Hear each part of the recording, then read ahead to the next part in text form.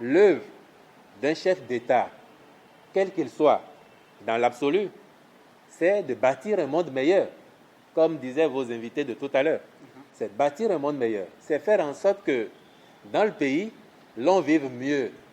Ceux qui sont là aujourd'hui, ceux qui viennent après nous, parce que n'oublions pas le mot d'Alphonse, c'est Alphonse Allais qui le dit, ou Abou, que nous sommes les héritiers de ceux qui sont partis, la providence de ceux qui viennent.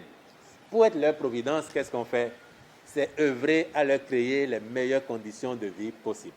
Et c'est à cela que le président Talon et son gouvernement se sont attelés depuis 2016. C'est ça qui a fait que, pendant la première moitié du mandat, cela n'a pas été de tout repos et cela a généré beaucoup d'incompréhension, beaucoup de querelles et aussi de défiance, voire de détestation.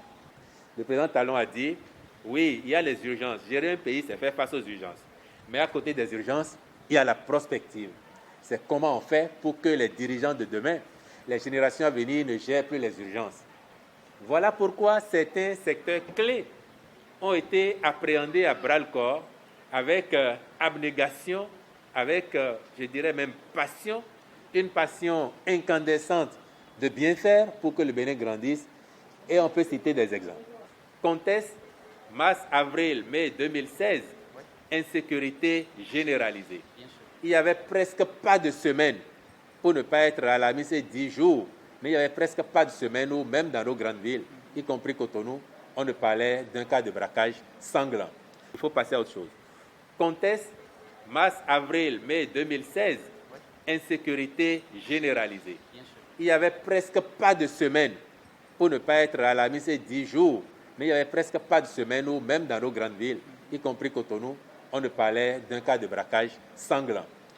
Quand on a décidé de fusionner la police nationale et la gendarmerie de l'époque pour en faire la police républicaine, les gens qui sont attachés aux acquis du moment et qui les pensent définitifs, qui sont attachés au confort du moment, sans jamais penser que le confort qui vient peut être meilleur à celui du moment, ont pensé que ce n'était pas une bonne opération que d'envisager cette fusion.